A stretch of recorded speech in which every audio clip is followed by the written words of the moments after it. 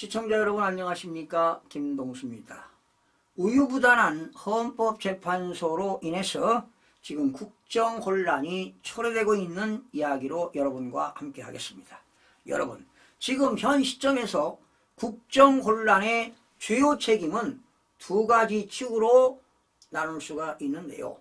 첫 번째는 바로 이재명 대표와 더불어민주당이 되겠습니다. 그리고 둘째는 헌법재판소가 되겠는데요. 지금 이재명 더불어민주당은 거대 야당입니다. 무려 더불어민주당 국회의원이 172명 아닙니까? 예, 이렇게 거대 야당으로서 입법을 폭주하고 있습니다. 예산을 폭주하고 있습니다. 탄핵을 남발하고 있습니다.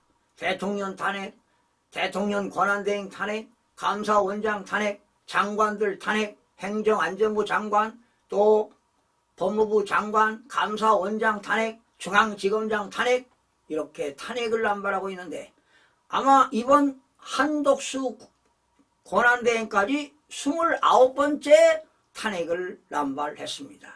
이것은 바로 대한민국의 국가 기능을 마비시키는 행태라고 볼 수가 있습니다. 지금 여러분, 민주당은요 완전히 불법적이고 부당한 절차를 통해서 의회를 장악했습니다. 그리고 전국을 파탄으로 몰고 가는 1차적인 책임이 바로 이재명 대표에게 있다는 사실입니다. 또한 헌법재판소의 우유부단한 태도는 그보다 더 심각한 문제로 나타나고 있습니다. 국정혼란의 방조자 역할을 자처했다 해도 과언이 아닙니다.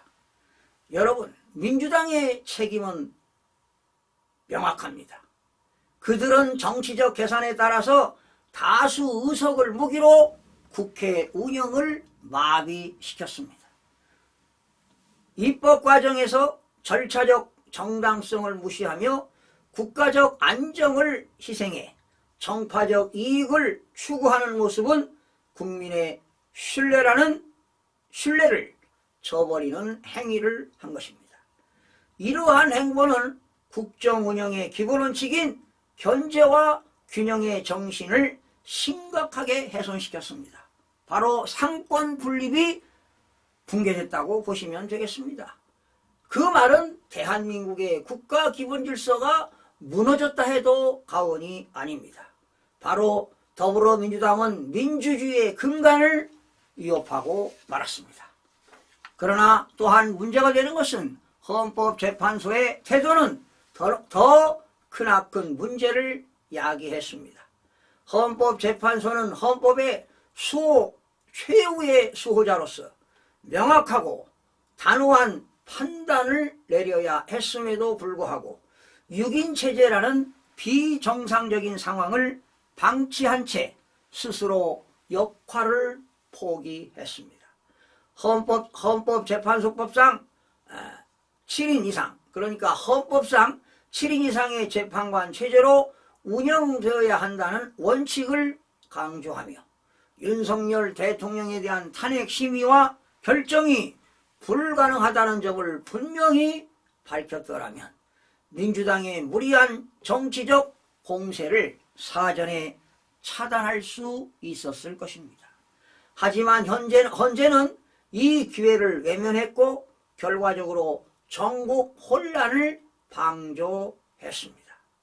헌법재판소는 단순히 중립을 유지하는 기구가 절대로 아닙니다.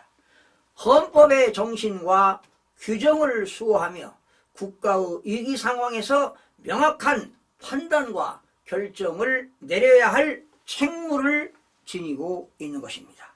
그러나 헌재는 정치적 부담을 회피하려는 듯한 모습으로 국민의 신뢰를 상실하고 있습니다. 헌재가 책임을 회피할 때 그 공백은 정쟁과 혼란으로 채워질 수밖에 없습니다. 우유부단한 헌법재판소가 초래한 국정혼란의 교훈은 명확합니다. 국가의 주요 기관은 헌법과 법치의 원칙에 따라 엄정하게 작동해야 합니다. 헌법재판소가 본연의 역할을 다하지 못한다면 민주주의와 법치주의는 허울일 뿐인 제도가 될 것입니다. 여기서 저는 헌법재판관들에게 한 말씀 드리고 싶습니다.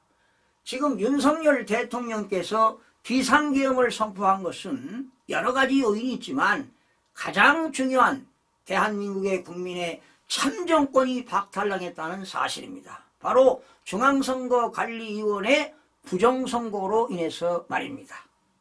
혹시 헌법재판관님들께서도 과연 대한민국에서 부정선거가 10년 동안 자행되고 있었다는 것을 알고 계십니까?